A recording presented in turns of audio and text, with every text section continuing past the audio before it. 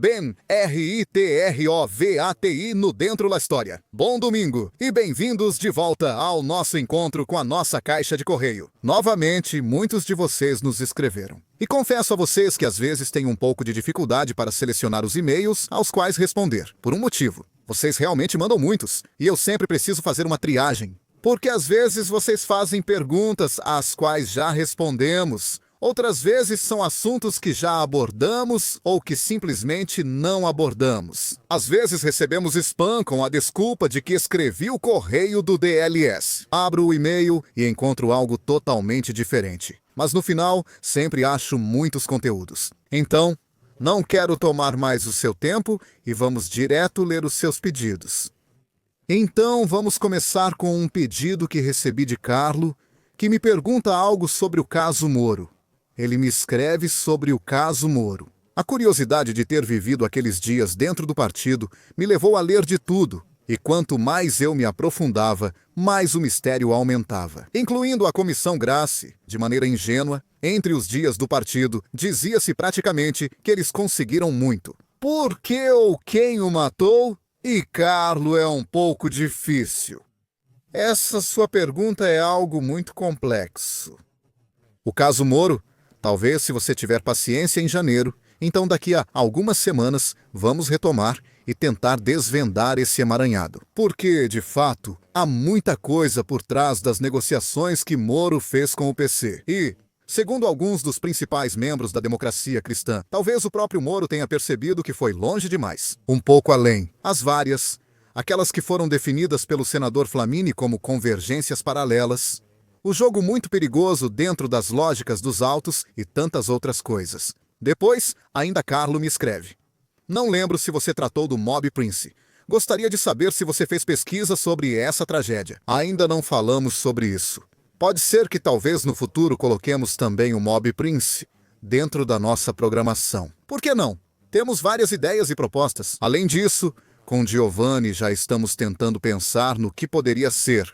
Não digo a programação, mas pelo menos o quadro de ideias para 2026. Mas falaremos sobre isso depois. Chegamos ao Fábio, que me escreve. Te acompanho há bastante tempo no YouTube. Gostaria de te parabenizar pelos belíssimos vídeos que você postou todos esses anos. Obrigado. Agradecimentos? Ele sempre faz isso. Tenho 2 pedidos para temas futuros. A negociação Estado-Máfia e o anel ou famoso serviço. São assuntos certamente interessantes, especialmente a negociação Estado-Máfia. Muito foi dito nos últimos anos sobre o anel, o famoso serviço. Nós já tínhamos feito algumas menções dentro da biografia de Giulio Andreotti. Algumas vezes também falamos sobre isso em algumas lives e em outros episódios do Correio, dentro da história. Sim, poderíamos dedicar algo. Não te prometo nada de absoluto, porque aqui são todas ideias que sempre precisam ser revistas. Conversar sobre elas, ver que documentação conseguimos encontrar, mas, quem sabe, talvez alguma coisinha a gente consiga fazer também. Depois, o Dylan me escreve. Se apresenta. Sou Dylan, 30 anos, apaixonado por história, política, esportes e matemática. As explicações dele são fonte de grande curiosidade. Da minha parte, muitas vezes espero, depois de assistir aos vídeos dele, vou procurar mais informações, me aprofundar. Aprofundar o máximo que posso. Tenho 2 perguntas. Sou um leitor ávido e sei da lista de livros recomendados. Gostaria de saber se o senhor pode me indicar algum livro marcante da sua vida. Se é um ensaio, um romance, tanto faz. Dylan, então, quanto à recomendação de livros, não existem livros recomendados, de forma geral. Eu acredito que um livro é um pouco como uma roupa.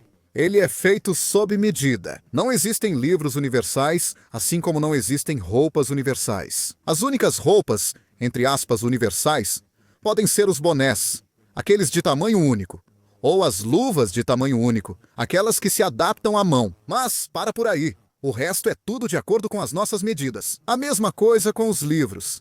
Eu poderia te dar uma lista enorme de livros que li, de ensaios, de estudos aprofundados, até de romances. Mas não posso te recomendar um em especial, nem 2 em especial. Eu acho que a melhor coisa a fazer é, de vez em quando, entrar numa livraria e dar uma olhada nas prateleiras. E mais cedo ou mais tarde, sempre encontramos o chamado livro certo para nós.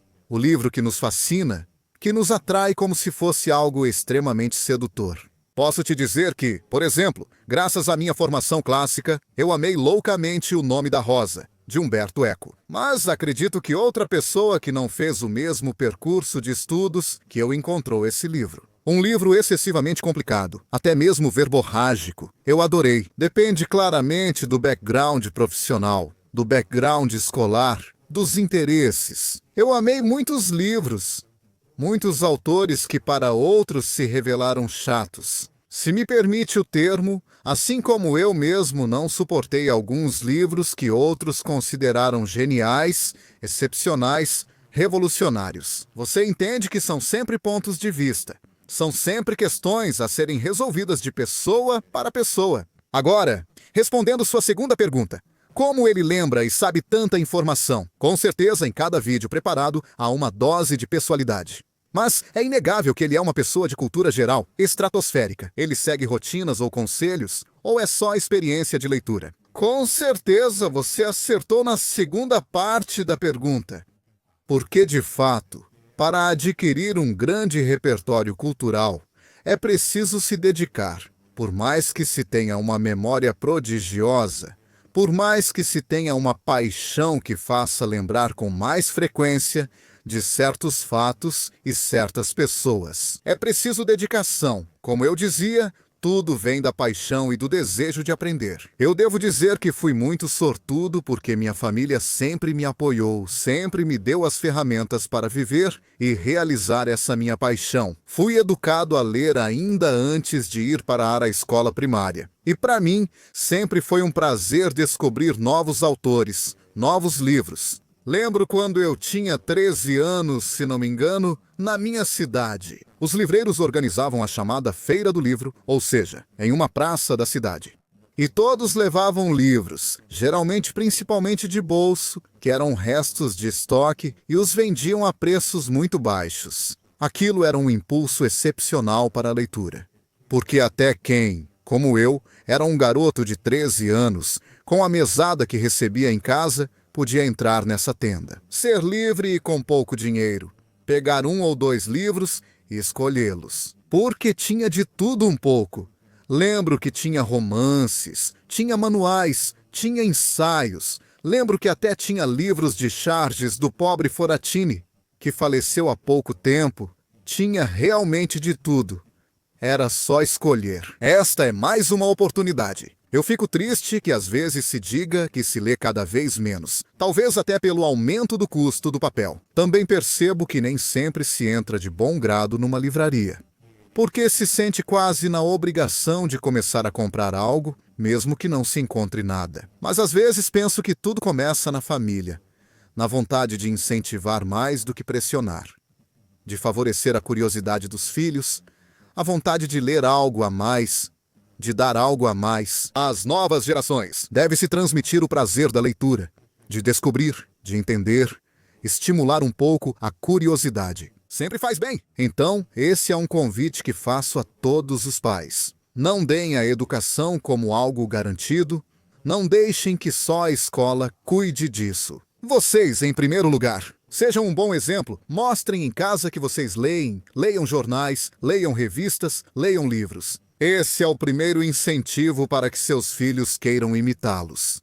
Lembro que meus pais me disseram isso. Quando eu era muito pequeno, eu gostava que meus pais lessem para mim os livrinhos infantis. Mas, quando eu via minha mãe, meu pai sentados no sofá lendo jornais, revistas, como eu era filho único, naquele momento não tinha um companheirinho de brincadeiras. Falo de 2 anos, pouco mais. Eu ia para o meu quartinho, pegava um dos meus livrinhos de infância e o abria, mesmo sem saber ler, tentando me esforçar. Então, o que meus pais faziam? Pegavam o livro da minha infância e começavam a ler para mim. É um jeito assim, pode parecer bobo, pode parecer realmente infantil, mas é um lugar, uma forma de estimular muito. E funciona, pois sou a prova disso. De qualquer forma, obrigado novamente, Dylan. Vamos passar para Jean Carmine, que antes de tudo eu gostaria de parabenizar pelos vídeos, acompanho sempre com grande interesse. Pesquisando sobre a maçonaria do meu país, achei na Harvard College Library um ensaio chamado A Maçonaria, com autorização escrita do grão-mestre, fiel aos princípios da ordem. A obra de Giuseppe Apicella, lançada em 1896 em Sala Concilina, sua cidade natal, é um importante testemunho histórico. Envio uma cópia em anexo neste e-mail. Diane Carmine, obrigado pela sua gentileza. Preciso dizer que, ao longo dos anos, reuni vários livros sobre maçonaria de grandes autores. Um livro a mais nunca me faz mal. Até porque, nas minhas pesquisas, consigo encontrar de tudo um pouco, às vezes até algumas informações equivocadas. Lembro quando, anos atrás, encontrei uma informação que depois se mostrou totalmente errada sobre as origens da P2. Com Cephas como seu fundador foi algo absolutamente errado e enganoso. E percebi isso em pouco tempo, graças também a outros elementos. Porém, justamente, um elemento a mais nunca me faz mal. Vamos passar para Gianna Andrea, que me escreve. Desta vez, minha pergunta diz respeito a um aspecto da crise dos mísseis de Cuba. Acho constrangedora a maneira como jornalistas da RAI abordam questões do Vaticano. O auge da bajulação foi alcançado durante o pontificado do Papa Francisco. Mas esse assunto mereceria um e-mail à parte. No entanto, essa atitude deve ter raízes antigas. Porque, quando a nossa televisão estatal fala dos 13 dias, o famoso período de crise, aquelas 2 semanas em que o mundo parecia prestes a implodir, costuma enfatizar tanto o papel de mediador de João 23, que quase parece atribuir a ele todo o mérito pela solução. Mas, ao procurar informações na imprensa estrangeira, disso se fala pouco ou quase nada. Mesmo tendo opinião formada, admito meu preconceito e pergunto como as coisas realmente são. Você praticamente já disse tudo. A suposta obra de mediação de João 23, por mais que, de fato, João 23 tenha sido um pontífice extremamente inovador, é algo muito marginal, porque João 23 realmente se colocou como mediador. Apresentou sua candidatura, mas não fez nada. Em termos práticos, a crise dos mísseis de Cuba foi desarmada. Contamos essa história no vídeo sobre Audrey Stevenson, que vocês podem encontrar. Publicamos em julho. Ela foi desarmada com um complexo jogo de diplomacia subterrânea entre os Estados Unidos e a União Soviética. Naquele caso, não se podia falar de uma mediação às claras, porque havia muitos interesses em jogo, e o equilíbrio era extremamente delicado. No fim, a crise foi controlada porque Estados Unidos e União Soviética concordaram. Outra decidiu dar um passo atrás, para depois avançar em outras direções. Isso serviu para amenizar a situação, esfriar a crise e encontrar as bases para um acordo comum. Sobre o que houve acordo comum, um compromisso dos Estados Unidos de nunca invadir Cuba e de não apoiar ninguém que quisesse invadir Cuba. Então, esse foi o primeiro passo, a vontade soviética naquele momento de retirar e desmantelar todas as instalações construídas. A ilha para o lançamento de mísseis balísticos, com ogivas nucleares, a garantia obtida sempre dos Estados Unidos. Nesse caso de não haver intervenção soviética em Berlim. Está claro que Berlim era o outro lado da balança na crise dos mísseis de Cuba. E por fim, mesmo que não tenha sido explicitado de imediato e só tenha sido realizado posteriormente, o desmantelamento dos mísseis Júpiter americanos na Turquia. Mísseis que, de qualquer forma, já estavam obsoletos na época. E a retirada deles do serviço já havia sido decidida. Não podiam ser incluídos no acordo imediatamente, para não parecer simplesmente um preço a ser pago. Uma chantagem à qual ceder. Foi algo conduzido pela administração Kennedy, com alguns intermediários, em relação ao Politburo e a Nikita Khrushchev, extremamente delicado. Mas João 23 não fez absolutamente nada de concreto, exceto justamente dizer: estou disponível. Se quiserem uma mediação, posso tentar eu mesmo. Agora que na Itália, infelizmente, parte da nossa sociedade, obviamente da mídia, também está inclinada à narrativa de um lado específico, que é o lado do Vaticano. Isso é um fato. Devo dizer, até com extremo desapontamento, que alguns colegas, especialmente aqueles que se definem como vaticanistas, ou seja, especialistas no Vaticano, não demonstram um conhecimento tão grande e profundo sobre o assunto. Vimos isso não sei quantas vezes durante os conclaves. Vejam quantas vezes as previsões estavam erradas, e a maioria dessas previsões erradas vinham de jornalistas da imprensa vaticana italiana. E o que mais precisa ser dito? Talvez porque acabamos idealizando demais algo dentro dos nossos desejos em relação ao próprio Vaticano, ou ao que vemos, ao que gostaríamos. Do outro lado do Tibre, gostaríamos de um pontífice italiano e não temos um pontífice italiano. Já se passaram quase 50 anos desde Giovanni Paolo. Gostaríamos de um papa que interviesse na política internacional de uma certa maneira.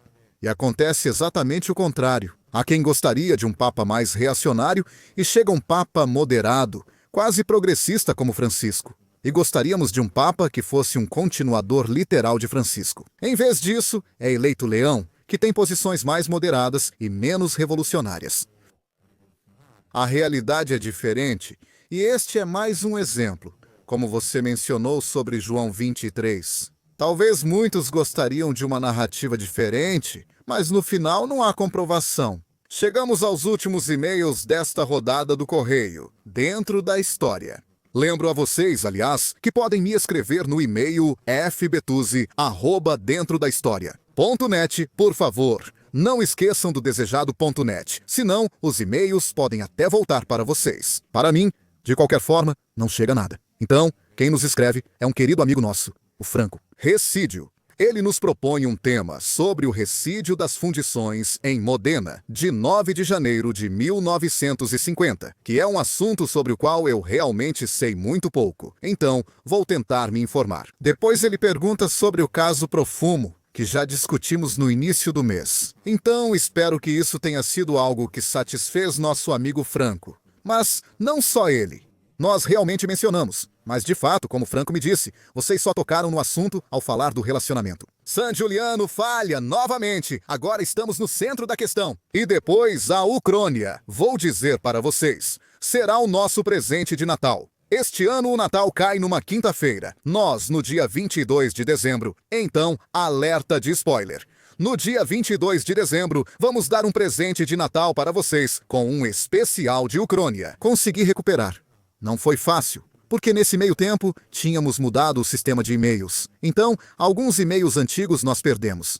Mas conseguimos recuperar com esforço vários e-mails que recuperamos. Selecionamos duas propostas, mas não direi quais nem de quem são no vídeo. Selecionamos duas e as elaboramos. Então se preparem e depois teremos outro vídeo na sexta-feira, 26 de dezembro. Este, por sua vez, no dia de Santo Estevão. Este será clássico e vamos falar sobre uma história de guerra. Então, para a Ucrânia, o encontro é na terça-feira, 22 de dezembro, e não percam. Voltando às nossas sugestões de correspondência, e como eu dizia, temos outras propostas que chegam para nós, por exemplo, da Elisa que nos escreve.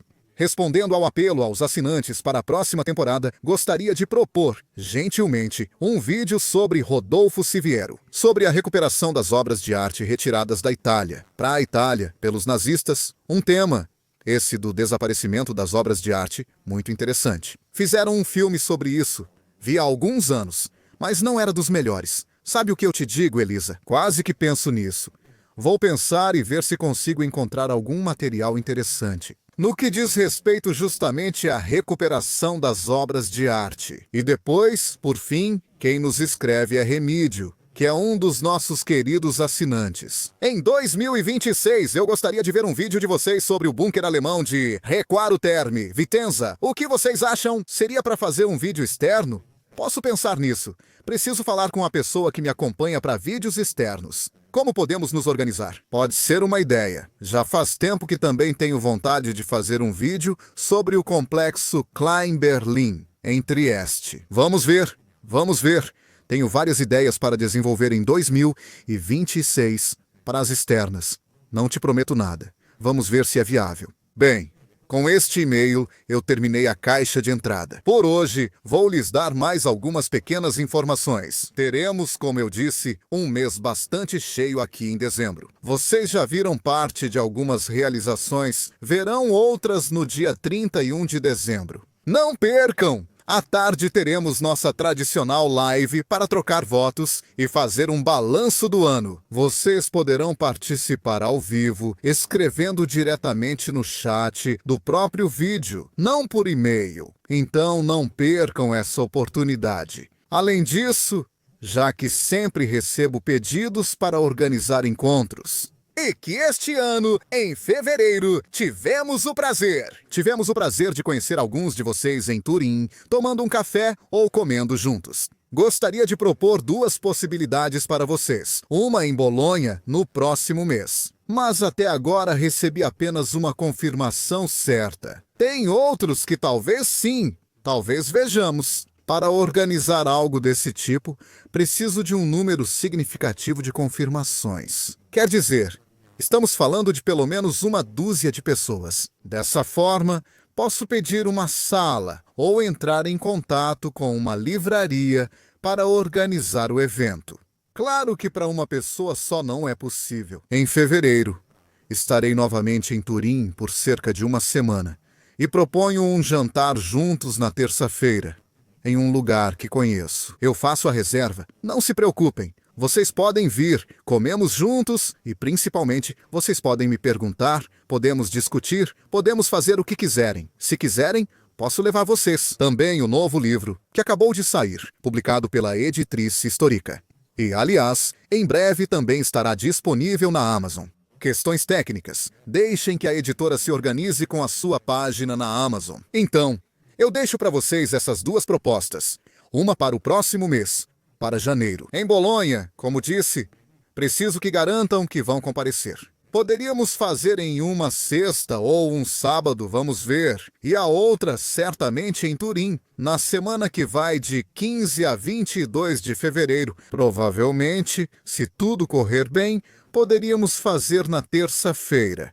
Então, na terça à noite. O jantar por volta das 8, 8h30, 9 no máximo, assim teremos um momento só nosso. Para nós, a terça-feira seria dia 17. Se vocês não são supersticiosos com o número, de qualquer forma, acho que é uma boa oportunidade, justamente para passarmos um tempo juntos. Caso contrário, para quem prefere o almoço, eu diria quarta-feira, dia 18 também, em Turim. Me avisem!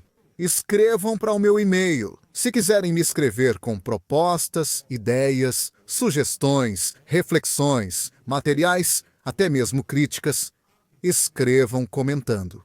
No assunto, escreva a correspondência de delicfbetuzzi@dentrodahistoria.net ou, se quiserem me escrever em relação a essas propostas, encontros em Bolonha em janeiro e em Turim em fevereiro, escrevam para mim colocando Encontros DLs Bolonha ou Turim no assunto do e-mail. Dessa forma, eu posso separar as duas questões e criar meus arquivos de organização para os vários compromissos. Estamos de acordo? Ótimo! Por hoje terminei. Agradeço pela atenção. Fiquem conosco aqui dentro. A história segue nos próximos vídeos. Boas festas a todos!